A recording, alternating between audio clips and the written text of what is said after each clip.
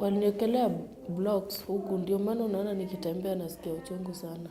At the beginning of this year, Jamhuri, not her real name, went through an event that will change her life forever. Nilikuwa kwa rafiki yangu. I was coming from my friend's Joyce Washira. It had rained heavily.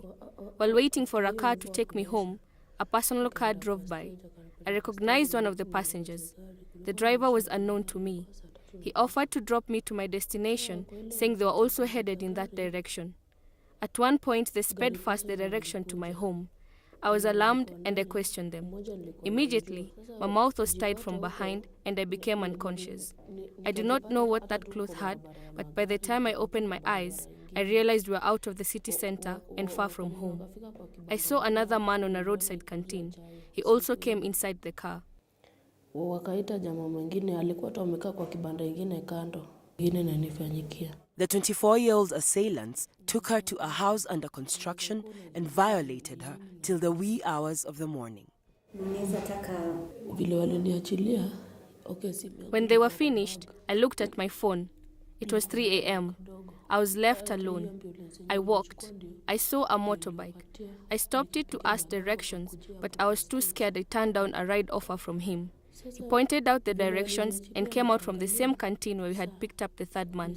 A good Samaritan gave me 200. I called my friend. She came, called MSF, who sent someone to pick me up. I was informed to seek treatment and thereafter report to the police.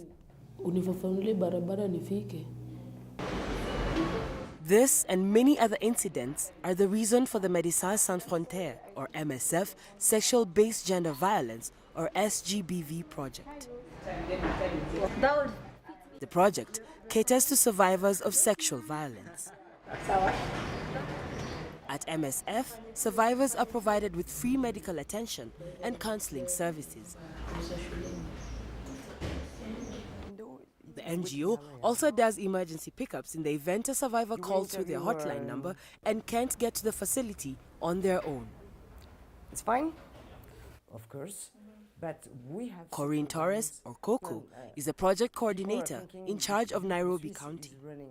We opened the program in 2008, just after the post-election violence. At that time, we had only almost 150 cases in a year. And in 2015, we are dealing with more than 2,400 cases in the year. While most survivors of sexual abuse have been women and children, men too have reported being assaulted. Bizimungu, not his real name, is a Burundian refugee. His family was accused of aiding rebels and was to be executed. Escaping, he fled to Kenya, but as fate would have it, he went through another horrible experience.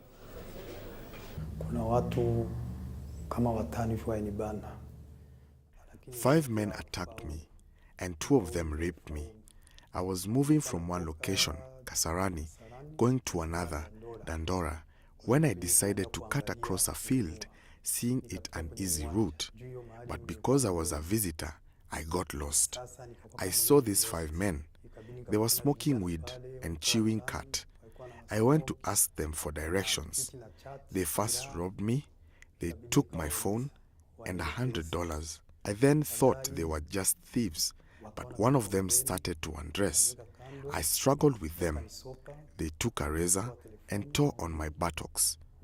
After the second person, there were some people coming, so they ran. The people called MSF. I went to report to the police after, which they again called MSF. I was tested for HIV. I was given HIV drugs and 3 months appointment. I have 1 month to go, after which I will get another HIV test to confirm the negative status. According to statistics from the Gender Violence Recovery Center, GVRC, 45% of women between the ages of 15 and 49 in Kenya have experienced either physical or sexual violence. Women and girls account for 90% of the gender-based violence cases reported.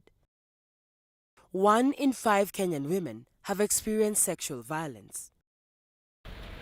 A recent report released by Human Rights Watch faults the Kenya judiciary system for not taking cases of sexual abuse seriously. There are challenges when it comes to collecting evidence. As you might know, most people, because of the shame associated with this kind of offenses, after it happens, the thing they do is to rush and try to cleanse themselves, even before they go to the hospital for any checkups or before they go and report this matter to the police. Lynette Awor Okongo has been a counselor for the SGBV program for 8 years now. Survivors of sexual violence normally react differently to the abuse in itself. There are those who will come in and calm. Others will be hysterical, which is normal and is expected. And others will just be numb. Yeah. So then when I'm done with the patient, then it means I refer the patient to the clinician who will now go ahead and do the medical bit of examination and then prescribing the necessary drugs depending on how long the patient reports to us after the abuse. Lynette says the most challenging part of her job is counseling children. Although the cry for help is far from being over, for survivors of sexual and gender-based violence, MSF, together with the Kenyan government, is working towards an abuse-free country.